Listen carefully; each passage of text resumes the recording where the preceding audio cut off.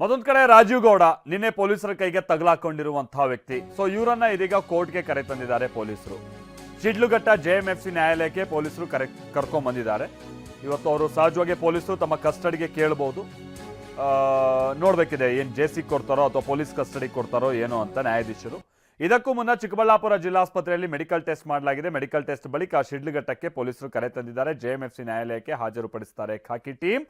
ಶಿಡ್ಲಘಟ್ಟ ನಗರದಲ್ಲಿ ಪೊಲೀಸ್ ಬಿಗಿ ಭದ್ರತೆಯನ್ನು ಕೂಡ ನಿಯೋಜಿಸಲಾಗಿದೆ. ಠಾಣೆ ಹಾಗೆ ನ್ಯಾಯಾಲಯದ ಬಳಿ ಪೊಲೀಸರಿಂದ ಭದ್ರತೆ ಕೊಡುವಂತ ಕಾರ್ಯ ಆಗಿದೆ. ರಾಜೀವ್ ಪರ ವಕೀಲ ವಿವೇಕ್ ರೆಡ್ಡಿಯಿಂದ ಜಾಮೀನು ಅರ್ಜಿಯನ್ನ ಕೂಡ ಸಲ್ಲಿಸಲಾಗಿದೆ. ಮಧ್ಯಂತರ ಜಾಮೀನು ನೀಡಬೇಕು ಅಂತ ಹೇಳಿ ವಿವೇಕ್ ರೆಡ್ಡಿ ಅರ್ಜಿಯನ್ನ ಸಲ್ಲಿಸಿದ್ದಾರೆ. ಈಗ ಆಲ್ರೆಡಿ ನಿರೀಕ್ಷಣಾ ಜಾಮೀನನ್ನ ಕೇಳಿದ್ರು, ಅದೇನು ವ್ಯವಸ್ಥೆ ಆಗಿಲ್ಲ. ಎಫ್ಐಆರ್ ಅನ್ನ ರದ್ದುಪಡಿಸಬೇಕು ಅಂತ ಕೋರ್ಟ್ ಮೊರೆ ಹೋಗಿದ್ರು, ಕೋರ್ಟ್ ಅರ್ಜಿಯನ್ನ ವಜಾ ಮಾಡಿದೆ. ಇದೀಗ ಮಧ್ಯಂತರ ಜಾಮೀನನ್ನ ಕೊಡಬೇಕು ಅಂತ ಹೇಳ್ಕೊಂಡು ವಿವೇಕ್ ರೆಡ್ಡಿ ಅರ್ಜಿಯನ್ನ ಸಲ್ಲಿಸಿದ್ದಾರೆ ಅನ್ನೋದು ತಿಳಿದು ಬರ್ತಾ ಇದೆ. ಬಹುಶಃ ಜಾಮೀನು ಅರ್ಜಿ ವಿಚಾರಣೆ ನಂತರದಲ್ಲಿ ನಡೀಬಹುದು. ಬಟ್ ಈಗಿನ ಸಂದರ್ಭದಲ್ಲಿ ಈಗ ಪೊಲೀಸರು ಸಹಜವಾಗಿ ಒಬ್ಬ ವ್ಯಕ್ತಿಯನ್ನ ವಶಕ್ಕೆ ಪಡೆದಂತ 24 ಗಂಟೆ ಒಳಗಾಗಿ ಕೋರ್ಟ್ಗೆ ಹಾಜರುಪಡಿಸಬೇಕಾಗುತ್ತೆ. ನಿನ್ನೆ ಸಂಜೆ ಸಂದರ್ಭದಲ್ಲಿ ಈ ಕರ್ನಾಟಕ ಕೇರಳ ಬಾರ್ಡರ್ ಅಲ್ಲಿ ಇವರನ್ನ ಸೆರೆ ಹಿಡಿಯಲಾಗಿತ್ತು. ಇದೀಗ ಕಾಂಗ್ರೆಸ್ ಮುಖಂಡ ರಾಜೀವ್ ಗೌಡ ಕೋರ್ಟ್ಗೆ ಹಾಜರಾಗಿದ್ದಾರೆ. ಶಿಡ್ಲಘಟ್ಟದ ಜೆಎಂಎಫ್ಸಿ ನ್ಯಾಯಾಲಯಕ್ಕೆ ಅವರನ್ನ ಹಾಜರುಪಡಿಸಲಾಗಿದೆ. ಜಡ್ಜ್ ಮುಂದೆ ಹಾಜರುಪಡಿಸಲಾಗಿದೆ. ನ್ಯಾಯಾಧೀಶೆ ಸುಕನ್ಯಾ ಅವರ ಎದುರು ಹಾಜರುಪಡಿಸಿದ್ದಾರೆ ಪೊಲೀಸರು. 5 ದಿನಗಳ ಕಾಲ ಪೊಲೀಸ್ ಕಸ್ಟಡಿಗೆ ಈಗ ಶಿಡ್ಲಘಟ್ಟ ಪೊಲೀಸರು ಕೇಳಿದ್ದಾರೆ ಅನ್ನುವಂಥದ್ದು ತಿಳಿದು ಬರ್ತಾ ಇದೆ. ಬಹುಶಃ ಅದೇನು ಸಮಸ್ಯೆ ಆಗಲ್ಲ ಅಂತ ಕಾಣಿಸುತ್ತೆ. ಇವರ ವಿರುದ್ಧ ಇರುವಂತಹ ಆರೋಪಗಳು, ಆಮೇಲೆ ಹಿಂದೆ ಈ ಎಫ್ಐಆರ್ ರದ್ದು ಕೋರಿ ಅವರ ಅರ್ಜಿ ಸಲ್ಲಿಸಂತ ಸಂದರ್ಭದಲ್ಲಿ ಆಗಿರುವಂತ ವಾದ ಪ್ರತಿವಾದ, ಕೋರ್ಟ್ ಹಾಕಿರುವಂತ ತಪರಾಕಿ, ಇದನ್ನೆಲ್ಲ ನಾವು ನೋಡಿದ್ದೀವಿ. ಸೊ ಹಾಗಾಗಿ ಈಗ 5 ದಿನಗಳ ಕಾಲ ಪೊಲೀಸ್ ಕಸ್ಟಡಿಗೆ ಶಿಡ್ಲಘಟ್ಟ ಪೊಲೀಸರು ಕೇಳಿದ್ದು ಬಹುಶಃ ಪೊಲೀಸ್ ಕಸ್ಟಡಿಗೆ ಕೊಡ್ಬೋದಾ ಅಂತ ಚಾನ್ಸಸ್ ಹೆಚ್ಚಿದೆ. ಅದಕ್ಕಿಂತ ಮುನ್ನ ಅವರನ್ನ ಕೋರ್ಟ್ಗೆ ಹಾಜರುಪಡಿಸ್ತಾ ಇದ್ದಂಥ ಸಂದರ್ಭವನ್ನು ನಾವಿಲ್ಲಿ ನೋಡಿದ್ದೀವಿ.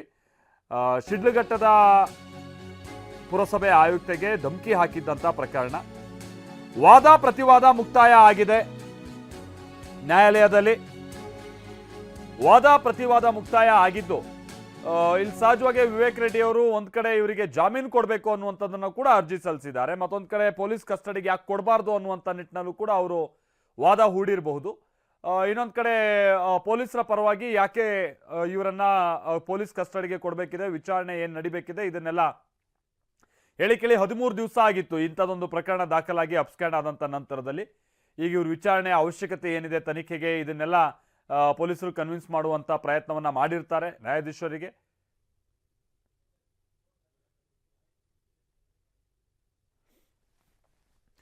ಕೋರ್ಟ್ನಲ್ಲಿ ಇವತ್ತು ವಾದ ಪ್ರತಿವಾದ ಏನೇನಾಗಿದೆ, ಅದರ ಜೊತೆಗೆ ಇವರ ಜಾಮೀನು ಭವಿಷ್ಯನೋ ಅಥವಾ ಇವರನ್ನ ಪೊಲೀಸ್ ಕಸ್ಟಡಿ ಕೊಟ್ಟರೋ ಅದೇನೋ ತೀರ್ಪು ಬಂದಿದೆ, ಅದನ್ನು ನಿಮ್ಮ ಮುಂದೆ ಇಡ್ತೀವಿ. ಚಿಕ್ಕಬಳ್ಳಾಪುರ ಕಾಂಗ್ರೆಸ್ ನಾಯಕನಿಗೆ ಮಂಗಳೂರಿನ ಶ್ರೀಮಂತ ಉದ್ಯಮಿಯವರು ಆಶ್ರಯ ಕೊಟ್ಟಿದ್ರಲ್ಲ, ಯಾರು ಹಾಗಾದ್ರೆ ರಾಜೀವ್ನನ್ನ ಸೇಫ್ ಮಾಡ್ತಾ ಇದ್ರು? ಸೊ ಆತನನ್ನ ಕೂಡ ಈಗ ಪೊಲೀಸರು ಬಂಧಿಸಿದ್ದಾರೆ. ಓವರ್ ಆಲ್ ಆಗಿ ಇವತ್ತು ಏನೇನು ಡೆವಲಪ್ಮೆಂಟ್ಸ್ ಆಗಿದೆ ಬಂಧನದ ನಂತರದಲ್ಲಿ ನಿನ್ನೆ ಸಂಜೆಯಿಂದ ಜೊತೆಗೆ ಈಗಿನ ತನಕ ಈ ಪ್ರಕರಣಕ್ಕೆ ಸಂಬಂಧಪಟ್ಟಾಗೆ ಅದು ಕುರಿತಂತ ಒಂದು ರಿಪೋರ್ಟ್ ಅನ್ನ ಕ್ವಿಕ್ ಆಗಿ ಮೊದಲಿಗೆ ನೋಡ್ಕೊಂಬೋಣ ಬನ್ನಿ.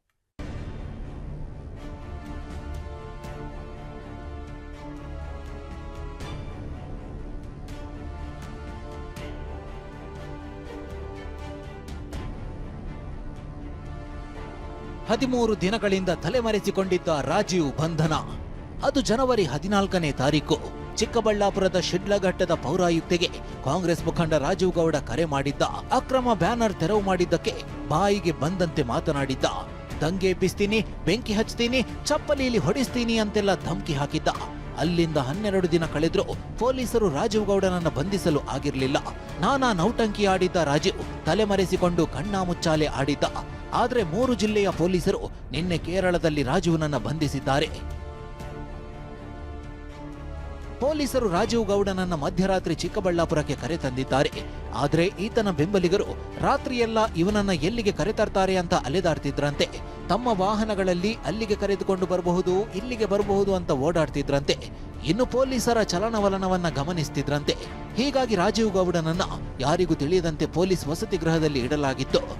ಗೊತ್ತಿರುವ ಆರೋಪಿ, ತೀರಾ ಪರಿಚಯಸ್ಥ ಆರೋಪಿಯನ್ನು ಬಂಧಿಸೋದಕ್ಕೆ ಇಷ್ಟೊಂದು ವಿಳಂಬ ಆಗಿದೆ ಯಾಕೆ ಸರ್? ಪೊಲೀಸ್ ಹುಡುಕ್ತಾ ಇದ್ದಾರೆ, ಅದು ಅವರಿಗೆ ಕೂಡ ಅವರ ಗಮನಕ್ಕೆ ಇದೆ. ಸೊ ಡೆಫಿನೆಟ್ಲಿ ಅವರು ಪ್ರಯತ್ನ ಮಾಡ್ತಾರೆ ಕಿ ನಾವು ಬೇರೆ ಬೇರೆ ಜಾಗ ಹೋಗಬೇಕು, ಬೇರೆ ಜಾಗ ಹೈಡ್ ಮಾಡಬೇಕು. ಸೊ ಅದೇ ಕಾರಣ ಬಗ್ಗೆ ನಮ್ಮ ಸೈಡಿಂದ ನಾವು ಕಸ್ಟಡಿಯಿಂದ ಪ್ರಯತ್ನ ಮಾಡಿದ್ದೀವಿ. ಬಟ್ ಟೆಕ್ನಿಕಲ್ ಅನಾಲಿಸಿಸ್ ಬೇಸಿಸ್ ಮೇಲೆ ನಮಗೆ ಸಿಕ್ಕಿದೆ. ರಾಜೀವ್ ಗೌಡಗೆ ಆಶ್ರಯ ನೀಡಿದ್ದ ಮೈಕಲ್ ಅರೆಸ್ಟ್. ಇನ್ನು ರಾಜೀವ್ ಗೌಡನಿಗೆ ಮಂಗಳೂರಿನ ಉದ್ಯಮಿ ಮೈಕಲ್ ಆಶ್ರಯ ಕೊಟ್ಟಿದ್ರು. ತನ್ನ ಫಾರ್ಮ್ ಹೌಸ್ನಲ್ಲಿ ರಾಜೀವ್ ಇರೋದಕ್ಕೆ ವ್ಯವಸ್ಥೆ ಮಾಡಿಕೊಟ್ಟಿದ್ರು.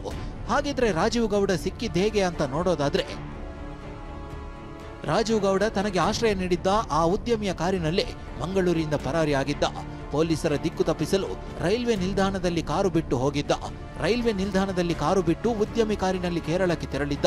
ಪೊಲೀಸರು ಉದ್ಯಮಿಯ ಕಾರು ಕೇರಳಕ್ಕೆ ಹೋದ ಜಾಡು ಪತ್ತೆ ಹಚ್ಚಿದ್ರು. ತಲಪಾಡಿ ಮಾರ್ಗವಾಗಿ ಕಾಸರಗೋಡು ಕಡೆ ತೆರಳಿದ್ದ ಜಾಡು ಸಿಕ್ಕಿತ್ತು. ಈ ಸುಳಿವು ಆಧರಿಸಿ ರಾಜೀವ್ನನ್ನ ಬಂಧಿಸುವಲ್ಲಿ ಯಶಸ್ವಿಯಾಗಿದ್ದಾರೆ. ಯಾವಾಗ ಪೊಲೀಸರಿಗೆ ರಾಜೀವ್ ಗೌಡ ಉದ್ಯಮಿ ಜೊತೆಗಿದ್ದಾನೆ ಅನ್ನೋದು ಗೊತ್ತಾಯಿತು, ಆಗ ಮತ್ತೊಂದು ಚಾಲೆಂಜ್ ಎದುರಾಯಿತು. ಖಾಕಿ ಉದ್ಯಮಿ ಮೈಕಲ್ನ ನಂಬರ್ ಚೇಸ್ ಮಾಡಿದ್ದೆ 8 ವರ್ಷಗಳ ಹಿಂದಿನ ಹಳೆ ಕೇಸ್ನ ಮೂಲಕ. ಮೈಕಲ್ ಜೋಸೆಫ್ ರೇಗೋ ಜೊತೆ ರಾಜೀವ್ ಗೌಡ ಇರೋ ಮಾಹಿತಿ ಖಾಕಿಗೆ ಸಿಕ್ಕಿತ್ತು. Michael Joseph Rego phone number ಪೊಲೀಸರ ಬಳಿ ಇರಲಿಲ್ಲ. ಎಷ್ಟು ಹುಡುಕಾಡಿದ್ರೂ ಫೋನ್ ನಂಬರ್ ಸಿಗದೆ ಪರದಾಡುವಂತಾಗಿತ್ತು. ಬಳಿಕ ಪೊಲೀಸರ ತಂಡ ಮೈಕಲ್ ಜೋಸೆಫ್ ಹಿನ್ನೆಲೆ ಕೆದಕಿತ್ತು. ಮೈಕಲ್ ಮಗ 8 ವರ್ಷಗಳ ಹಿಂದೆ ಆತ್ಮಹತ್ಯೆ ಮಾಡಿಕೊಂಡಿದ್ದ. ಬೆಂಗಳೂರು ಚಿಕ್ಕಜಾಲ ಪೊಲೀಸ್ ಠಾಣೆಯಲ್ಲಿ ಪ್ರಕರಣ ದಾಖಲಾಗಿತ್ತು. ಮೈಕಲ್ ಸಹೋದರ ಸಂಬಂಧಿಯೊಬ್ಬರು ಮಂಗಳೂರಿನ ಪಬ್ ಓನರ್ ಆಗಿದ್ದು, ಇವರಿಗೆ ಚಿಕ್ಕಜಾಲ ಪೊಲೀಸರು ಅಂತ ಪೊಲೀಸರ ತಂಡ ಕರೆ ಮಾಡಿತ್ತು. ಹಳೆ ಪ್ರಕರಣ ಸಂಬಂಧ ಮಾಹಿತಿ ಬೇಕಿತ್ತು ಅಂತ ನಂಬರ್ ತೆಗೆದುಕೊಳ್ಳಲಾಗಿತ್ತು.